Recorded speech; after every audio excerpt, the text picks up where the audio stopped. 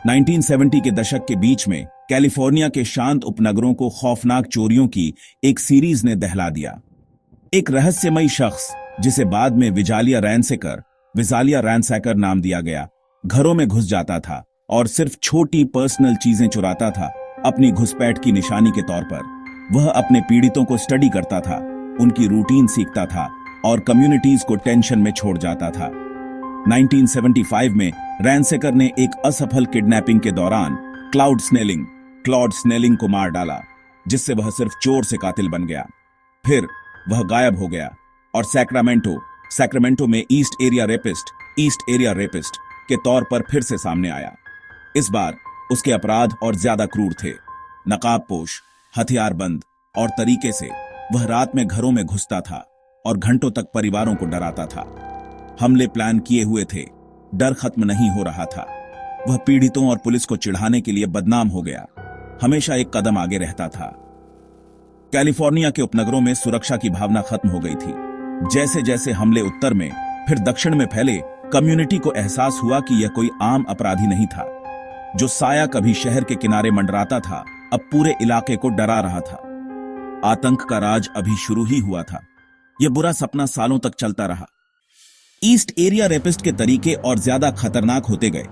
वह कपल्स को निशाना बनाता था, उन्हें बांधता और टॉर्चर करता था। हिंसा के साथ साथ साइकोलॉजिकल कंट्रोल भी रखता था। वह सैक्रामेंटो से बे एरिया गया। फिर दक्षिण में हर हमला पिछले से ज्यादा खतरनाक था। वह पीड़ितों को फोन करके चिढ़ाता था, जिससे पूरे मोहल्ले डर से सहम जाते थे।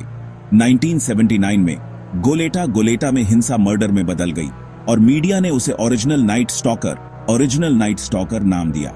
सालों तक पुलिस को यह एहसास नहीं हुआ कि रेपिस्ट और कातिल एक ही आदमी था।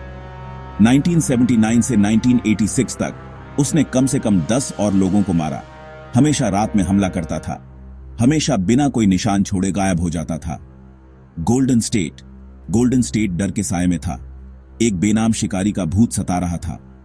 वह हर जगह और कहीं नहीं था, एक भूत जो बेकाबू लगता था। कैलिफोर्निया एक ऐसे राक्षस के डर में जी रहा था जो अंधेरे में पनपता था। 1986 के बाद हमले रुक गए, लेकिन डर बना रहा। गोल्डन स्टेट किलर गायब हो गया, अपने पीछे टूटी हुई जिंदगियां और एक पुराना मामला छोड़ गया जिसने इन्वेस्टिगेटर्स को परेशान कर रखा था। डीएनए एविडेंस ने अपराधों को जोड़ा, लेकिन बिना मैच के किलर एक भूत बना रहा। कम्युनिटीज बदल गई, ताले, अलार्म और शक नया नॉर्मल बन गए। सर्वाइवर्स और परिवार बिना सुलझे गम में जीते थे। खतरा हमेशा मंडराता रहता था। दशकों बीत गए, लेकिन डिटेक्टिव्स और सिटीजन स्लीथ्स ने हार नहीं मानी।